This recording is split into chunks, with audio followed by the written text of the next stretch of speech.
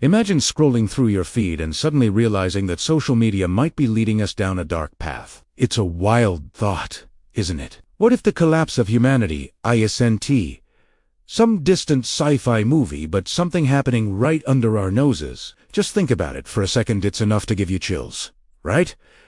Let's dive deep into this unsettling topic. Today, we're going to explore how social media is steering humanity toward its own extinction. Buckle up, because this journey might challenge everything you thought you knew and spark some serious critical thinking. First off, let's talk about the ways we're giving up on the things that truly matter. We're trading deep thought, genuine connection, and our individuality for the fleeting thrill of likes and followers. It's like we've become addicted to the dopamine hits that come from notifications, but at what cost? We're losing the essence of what it means to be human. Take the Facebook controversy.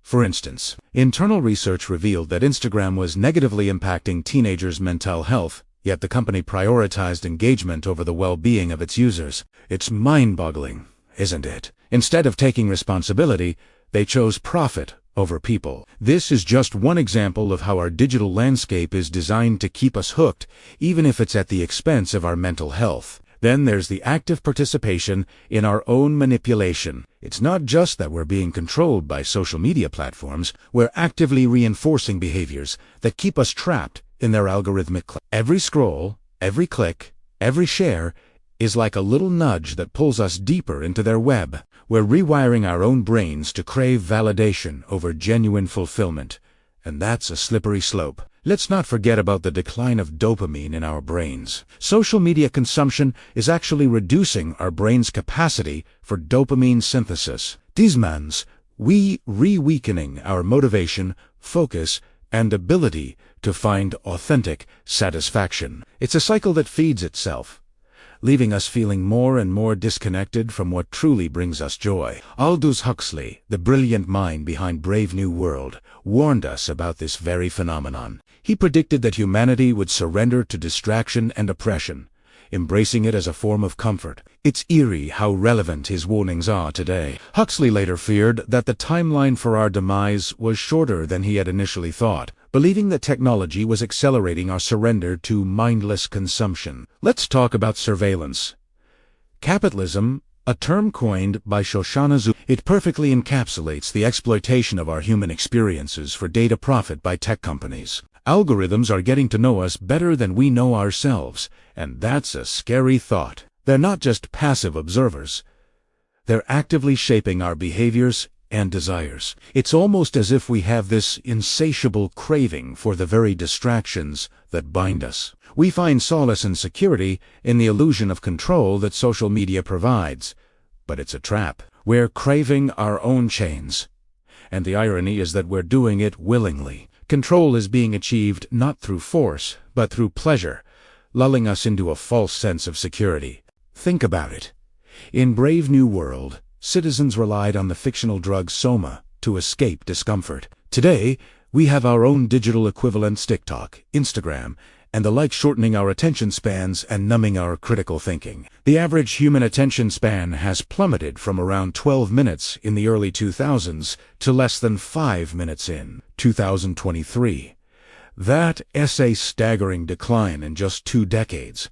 And it's not just a statistic. It's a reflection of how our minds are being reached. Our attention is so fragmented by social media that we struggle to process the long-term implications of the threats we face. It's like we're stuck in a perpetual cycle of instant gratification, unable to focus on anything that requires sustained effort. This decline in our ability to engage in deep reading and thinking is alarming. It's become increasingly challenging to sit with complex ideas without the crutch of digital distractions. Internet addiction is a real issue, and it disrupts the delicate balance of neurotransmitters, like dopamine and serotonin, in our brains. This imbalance impairs our executive functioning and reward processing, making it harder to find joy in activities that used to be fulfilling. We're losing the ability to appreciate sustained effort and meaningful engagement, and that's a loss that affects us all. Let's not forget the impact of algorithmic conditioning on our thoughts. Social media platforms reward quick reactions and outrage, while meaningful contributions and thoughtful discourse are systematically punished. This creates an environment where independent thinking is stifled, and we're all too often led to follow the herd, even if it means sacrificing our own beliefs. The illusion of connection that social media offers is another double-edged sword. It can feel like we're part of a community, but in reality, it often reinforces isolation and sameness. We're mirroring the artificial norms presented by algorithms, creating an illusion of widespread agreement that fuels extremism and erodes the truth. It's a vicious cycle that's hard to break. Huxley imagined a future where humans were cloned, but in a way, we've created that through the mass production of thoughts and experiences that conform to algorithmic expectations. We're losing our authentic experiences, with most ideas today originating online rather than offline. This distortion of reality undermines our ability to live authentically and engage with the world around us. We're also facing evolutionary pressure on our cognition. Skills like patience and abstract thought,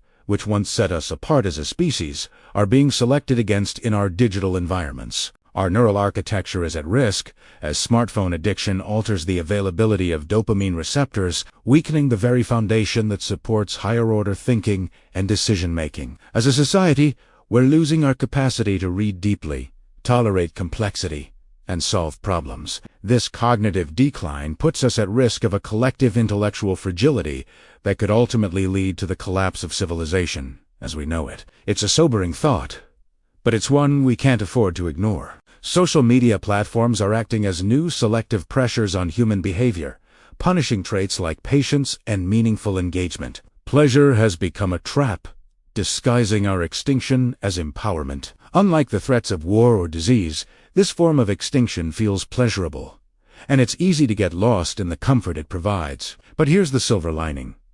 There's hope in neuroplasticity. Our brains have the incredible ability to recover lost focus and cognitive function with sufficient detox from social media. Just a short break can lead to measurable improvements in attention and self. It's a reminder that we have the power to reclaim our minds. Studies on digital detox have shown that even a 2-week break from social media can significantly improve well-being and cognition. Participants report reduced addiction levels and a decrease in anxiety by over 50%. It's a powerful testament to the impact of stepping away from the digital noise and reconnecting with ourselves. Resistance is possible, and we're not helpless victims in this narrative. Recognizing that we're being manipulated is the first step toward breaking free from the forces that would keep us cognitively enslaved. It's a journey worth taking, and it starts with awareness. Countries like France are taking action by banning smartphones from schools, leading to increased focus and interaction among students.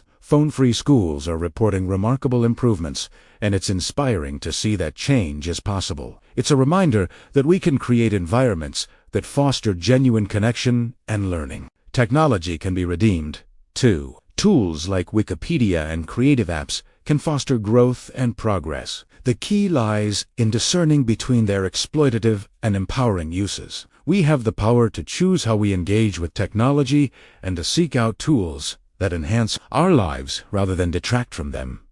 Cognitive self-defense tools are emerging as well. Apps like OneSec or Freedom introduce friction into our digital lives, helping us regain control over our more primitive dopamine-driven impulses. These tools can empower us to make conscious choices about how we spend our time online. As we navigate this digital landscape, we must consciously cultivate creativity, empathy, and wisdom. These qualities are essential for human flourishing.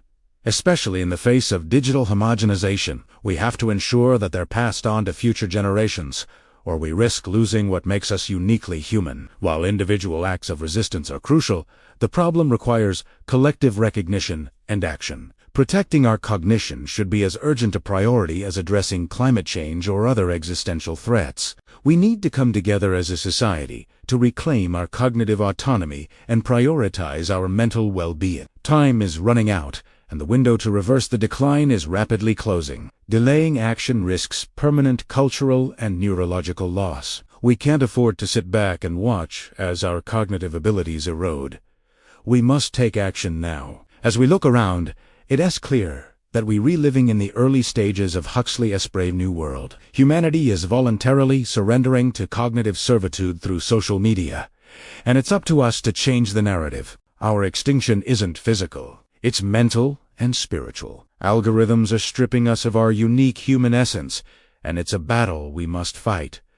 So, what can we do? Simple acts of everyday resistance can make a world of difference. Reading books, embracing discomfort, and engaging in deep conversations with others can serve as powerful tools against the dumbing down of society. Each conscious choice helps preserve our attention and authentic thought. We've reached the end of this exploration into the alarming ways social media is driving us toward our own extinction. But this isn't just a bleak conclusion. It's an invitation to join the conversation. What steps can we take to reclaim our cognitive freedom and ensure the survival of human consciousness?